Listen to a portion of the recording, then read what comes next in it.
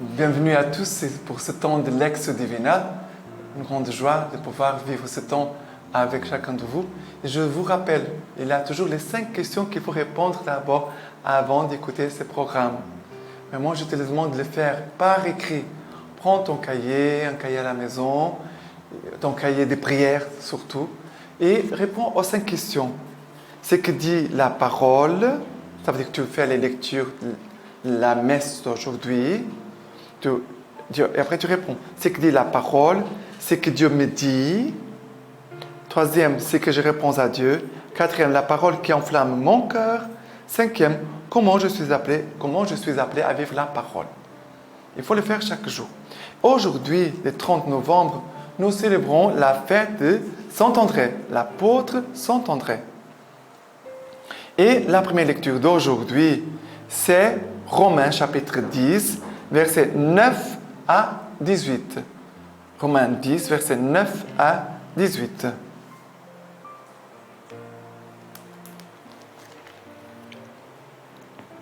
En effet, si tes lèvres confessent que Jésus est Seigneur, et si ton cœur croit que Dieu l'a ressuscité des morts, tu seras sauvé, car la foi du cœur obtient la justice et la confession des lèvres le salut.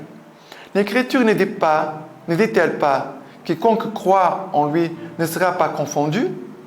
Aussi bien, il n'y a-t-il pas de distinction entre juifs et grecs?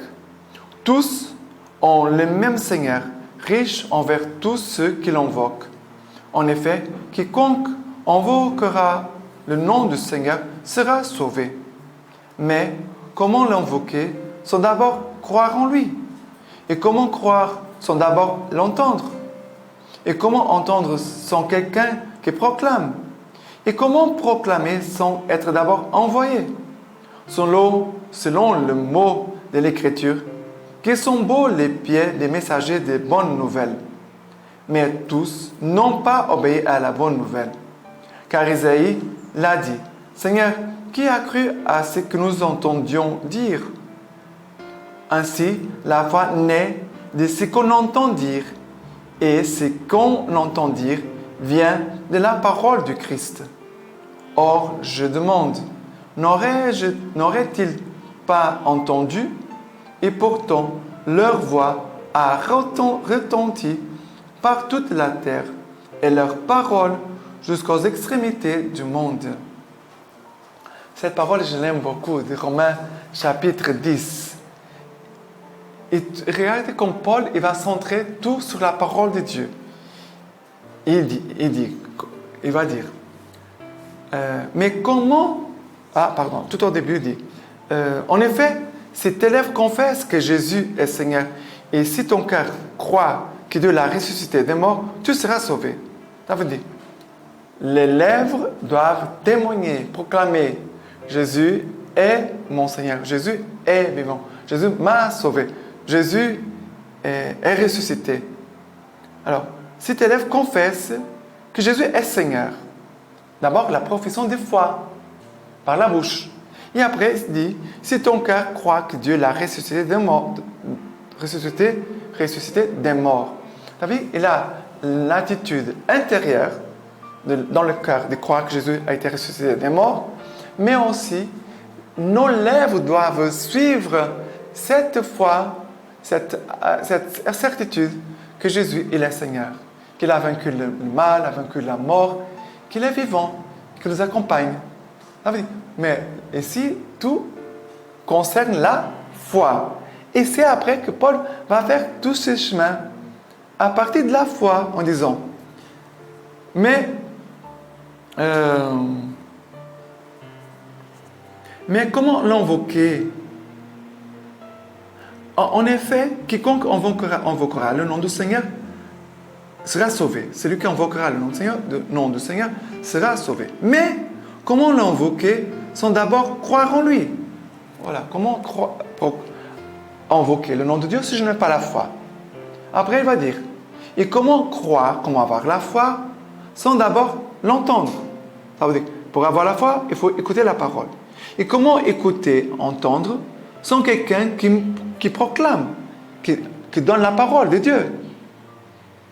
Comment proclamer sans être d'abord envoyé? Alors, selon les mots de l'Écriture, qui sont beaux les pieds de messagers, des bonnes nouvelles. Ça veut dire, tout commence par quelqu'un qui a été envoyé. L'Église envoie des missionnaires, l'Église envoie un évêque, l'Église envoie un prêtre pour tel endroit, un évêque pour tel diocèse, envoie des missionnaires, des religieux. C'est l'Église qu'on voit. C'est l'Église qu'on voit. Et on fait maintenant le chemin à l'envers. Il nous envoie pour faire quoi?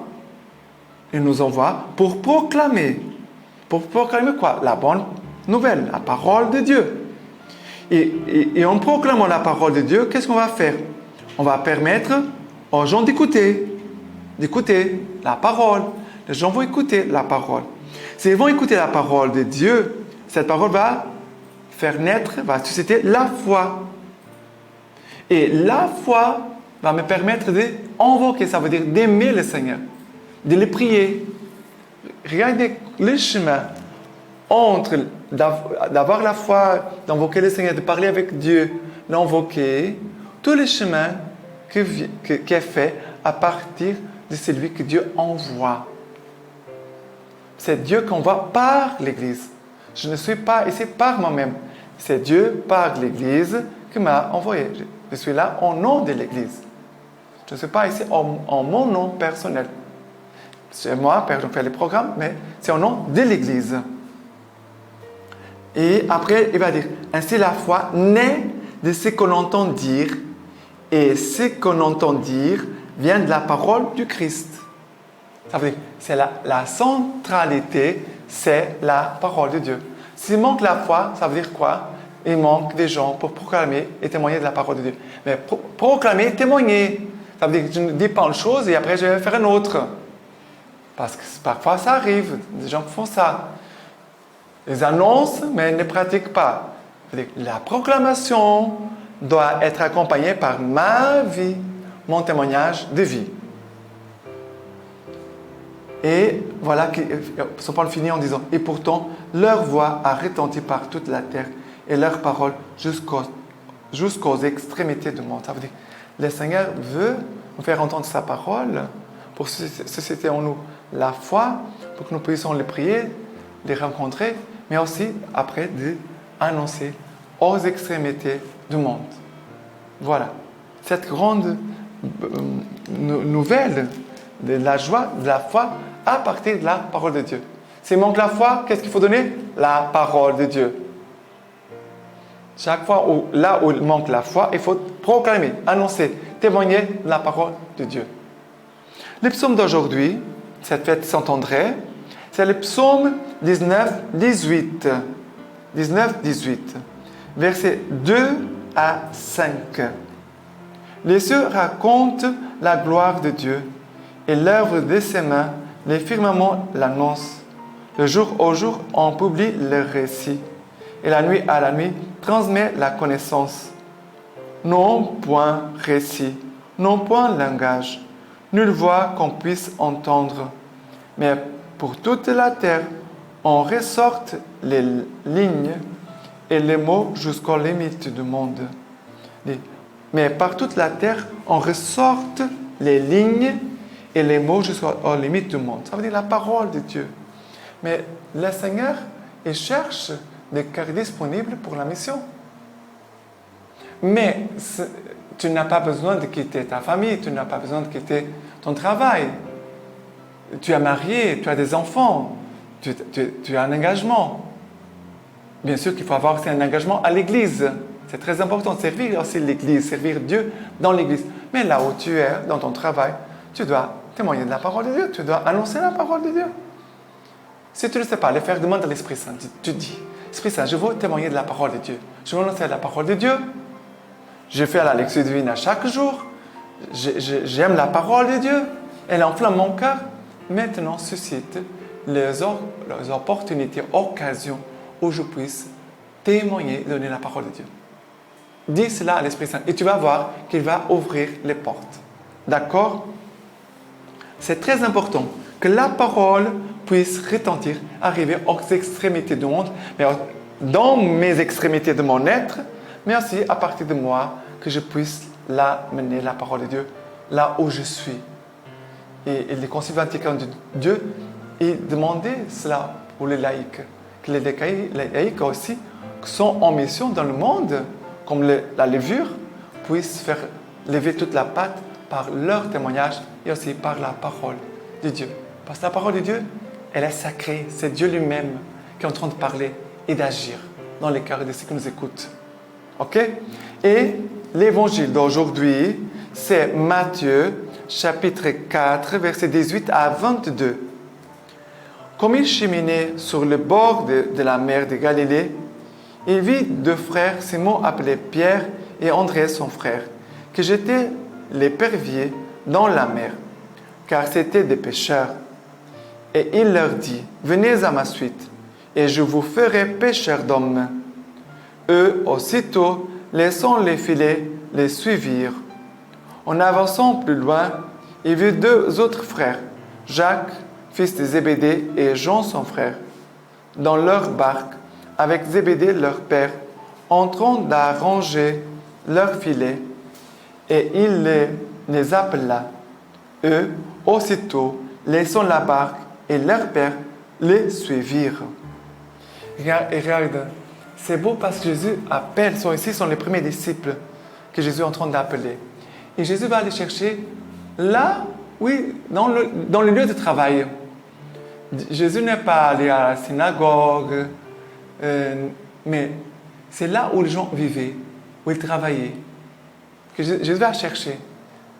Et c'est intéressant. Jésus appelle des gens qui travaillent. N'étaient pas des gens oisifs qui sont là sans rien faire. Non, Jésus appelle des gens qui sont occupés. Pourquoi? Une personne qui est occupée, elle a plus le sens, la valeur du temps, du travail, de la responsabilité. Quelqu'un qui ne fait rien, et souvent, je ne suis pas en train de critiquer, d'accord? Mais c'est un grand risque. Quelqu'un qui ne fait rien, il est tranquille et ne va pas être ni responsable, parfois, ne va avoir un esprit de travail, d'amour, d'engagement. Et Jésus va, et en même temps, il a l'essence de l'incarnation. La parole de Dieu doit s'incarner dans notre vie. Elle ne reste pas dans la tête, dans les choses, dans les nuages. Elle est concrète, elle descend dans notre vie. Comme Jésus ici, Jésus il s'approche, il va parler, il va les regarder. Et Jésus vient à la rencontre. C'est Jésus qui a l'initiative. Jésus s'approche de toi, s'approche de moi. Il va nous parler. Il va dire, venez à ma suite. Je vous ferai pêcheurs d'hommes. Ça veut dire, Jésus, il nous appelle à nous. Viens à ma suite. Viens. Ça veut dire, approche-toi et suis-moi. Jésus est en train de dire ça concrètement. Approche-toi de moi et suis-moi. Soit tu vas, soit tu ne vas pas. Mais c'est clair. Et après, Jésus va dire, et je vous ferai pêcheurs d'hommes. Mais, regardez, pour devenir un pêcheur d'hommes, un pêcheur d'âmes, et nous tous, nous sommes appelés à être des pêcheurs d'âmes, il faut venir à ma suite. Ça veut dire, il faut prendre le temps avec Jésus. Il faut prendre le temps avec Jésus. Ils vont devenir, André, Jacques, Jean, Pierre, vont devenir des pêcheurs d'hommes. Mais ils vont apprendre à pêcher en regardant Jésus. Comment Jésus prêche, comment Jésus annonce la parole de Dieu, comment Jésus fait les miracles, comment Jésus rencontre les personnes, comment Jésus parle aux personnes. Jésus est en train de nous montrer quelqu'un qui est un pêcheur d'âme doit s'approcher. Si le poisson est là à 3 km, je ne vais pas l'attraper. Je dois m'approcher. L'amour fait que nous approchons des gens. Approche-toi des personnes. Approche-toi, prie. Approche-toi et après, laisse le Seigneur faire. Fais confiance au Seigneur. Parce que c'est lui qui va tenir les filets dans tes mains et qui va les jeter. Jésus, c'est cela. Sainte Thérèse, elle dit ça. Sainte Thérèse d'Enfant Jésus. Elle dit, Jésus m'a appelé à devenir pêcheur d'hommes. Mais Jésus a vu que je n'étais pas capable. Lui-même a pris les filets dans mes mains, avec mes mains. Jésus saisit mes mains et il va les jeter. Ça veut dire Jésus, il est en train de le faire. Mais la petite Thérèse, Sainte Thérèse d'Enfant Jésus, elle est en train aussi de pécher. Mais elle sait très bien que c'est Jésus, lui, qui est le pécheur, qui va pécher les âmes.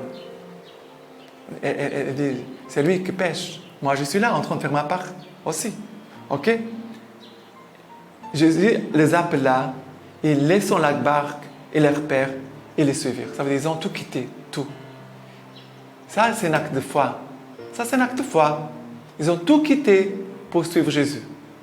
Ils n'ont plus d'assurance. L'unique assurance qu'ils vont avoir, c'est Jésus. Pas d'autres assurances. Et pour cette fête de Saint André, la lecture patristique d'aujourd'hui c'est de homélie de Saint Jean Chrysostome sur l'évangile de Jean. Nous avons trouvé le Messie.